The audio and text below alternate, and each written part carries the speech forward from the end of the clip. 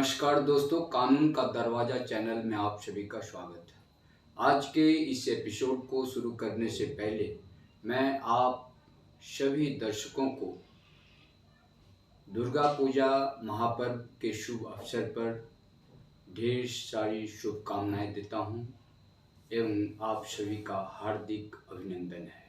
तो दोस्तों, आज के इस एपिसोड में मैं आप सभी को जानकारी दे रहा हूं कि समाज में आज भी इस तरह के बहुत सारे पीड़ित लोग हैं जिनके फरीकों में कुछ लोग दबंग हैं और उन्होंने अपने हिस्से से अधिक भूमि को दखल कब्जा करके रखा हुआ है और ये गलत ढंग से रखा हुआ है।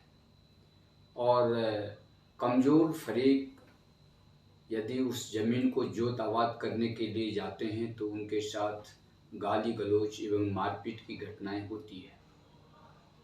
यदि कमज़ोर व्यक्ति इस बाबत पंचायत बैठाते हैं, एक रीजनेबल पार्टीशन के लिए पंचायत को बुलाते हैं, तो समाज के दबंग व्यक्ति जो बंटवारा नहीं चाहते हैं क्योंकि उन्होंने अपने कमज़ोर फरीक का ज़मीन हड़प कर रखा हुआ है, तो वह पंचायत को मानने से इनकार करते हैं और तरह तरह की बाधाएं पहुंचाते हैं। यहाँ तक कि अपने सगे भाइयों में भी देखा गया है कि वह माता पिता को अपने कब्जे में करके रखा है, तरह तरह की षड्यंत्र कर रहा है और माता पिता के सहारे वह दूसरे भाइयों को, कमज़ोर भाइयों को हिस्सा नहीं दे रहा है। तो ऐसे पीड़ित व्यक्ति से कहना है कि वह आगे आएं। इस तरह की भी घटनाएं होती है। दबंग फरीक द्वारा, दबंग भाइयों द्वारा दूसरे भाइयों के हिस्से की ज़मीन को बिक्री कर दिया जाता है। तो ऐसे लोग इस तरह के अवैध सेल को न्यायालय में चुनौती दे सकते हैं। यदि कोई व्यक्ति पिता द्वारा ही गलत ढंग से बिक्री कर दिए गए दान पत्र या वसीयत है तो उन्हें भी न्यायालय में चुनौती दे सकते हैं। इसके लिए आपको सर्वप्रथम वंशावली बनाना होगा और ज़मीन का खतियान या यदि वह ज़मीन आपके पूर्वजों ने केवाला द्वारा प्राप्त किया है, उसका खतियान उनके नाम से नहीं बन पाया है, तो केवाला की सर्टिफाइड कॉपी आपके पास में होनी चाहिए, क्योंकि बेसिस ऑफ सूट में यह केवाला आपको न्यायालय में दिखाना पड़ेगा। और वह केवाला भी आपको कॉपी चाहिए जो ज़मीन आपके फरीक ने बिक्री कर दिया है।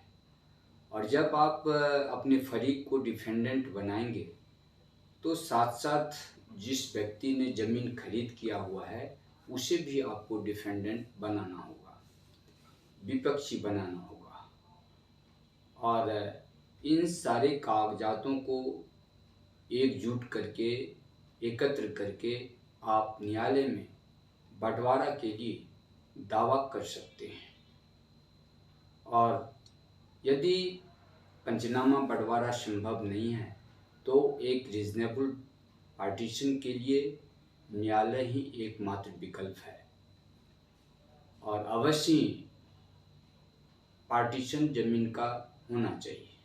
यदि आपको ज़मीन एकत्र रहने से, संयुक्त परिवार में रहने से क्षति हो रही है, लोग ज़मीन को गलत ढंग से बिक्री कर रहे हैं, तो वैसी परिस्थिति में ज़मीन को बचाने के लिए, दबंग व्यक्ति से संपत्ति की रक्षा करने के लिए एक पार्टीशन की आवश्यकता होती है।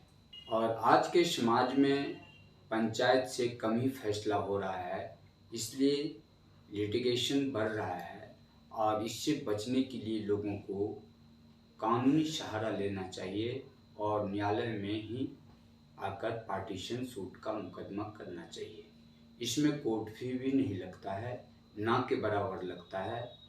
और यदि आप सही ढंग से मुकदमा लड़ेंगे तो कम समय में ही इसका फैसला भी हो जाता है। तो दोस्तों, आज के इस एपिसोड में बस मैं इतना ही कहना चाहूँगा और अगले कानूनी वीडियो का आप इंतज़ार करें। अंत में आपसे कहना चाहूँगा कि यदि आपने अब तक हमारे चैनल को सब्सक्राइब नहीं किया है तो तरह तरह की अनेक प्रकार की कानूनी जानकारी के लिए, कानूनी सलाह के लिए आप हमारे चैनल पर बने रहें और हमारे चैनल को सब्सक्राइब करें, साथ ही बेल आइकन को प्रेस करें